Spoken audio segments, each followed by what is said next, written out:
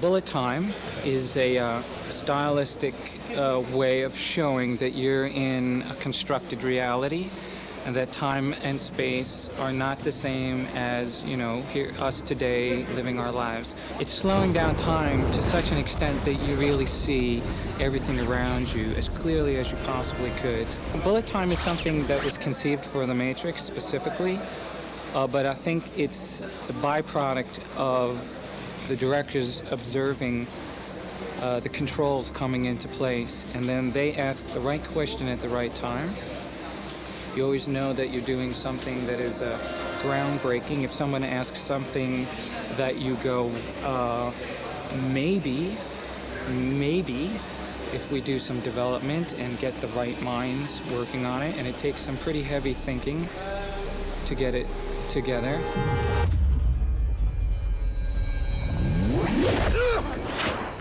Everything begins with a simulation. All the computer simulation information is the basis of a timing sequence. Each camera has a specific moment in time to fire a frame of film. All that is taking into account the net effect, the total effect of the move. That is a camera coming up to speed, moving at a speed, and coming off a speed.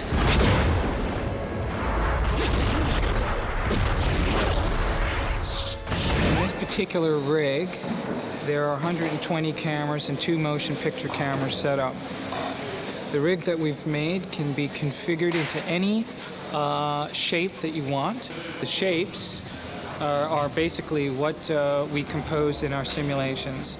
It can do S-curves, it can do arcs, it can do spirals, it can do anything you want. It's an erector set. The heights of the cameras, where they're pointing at, also from the same simulation.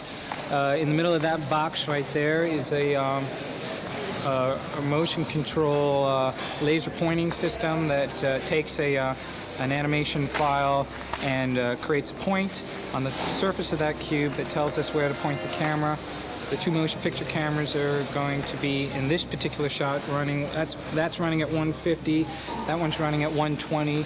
There are other bullet times where the end camera is a photosonics camera, so we'll be running that at 360. I can choose at will any elapsed real-world time to photograph. That is, if I have a guy falling over, I can choose to capture the whole event in the time that it takes to go around the circle.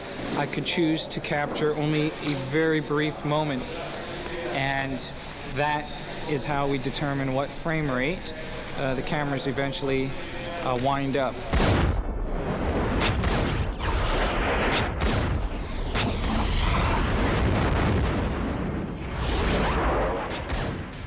I could shoot the same exact stunt several times over, creating a simulation of 100 frames per second, 500 frames a second, 2,000 frames a second, all with the same camera moving at the same speed and time. I could go forwards in motion with the camera and forwards in time with the event, but then I could also choose to stop the camera abruptly, start moving backwards against itself while the action continues to move forward. I can shoot the move coming from both sides at the same time, crisscrossing over and ending. I can shoot waves, cycles of film that crisscross like waves over the middle. There is a very heavy digital half to this capture.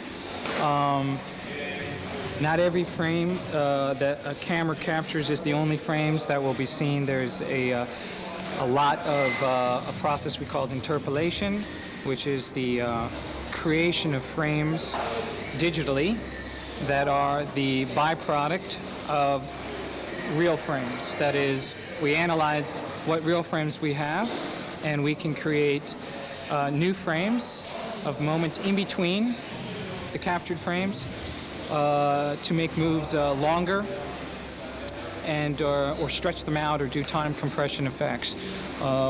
There's a lot of work going on in the art form of interpolation, and it needs to be said, because it's not what you see is what you get.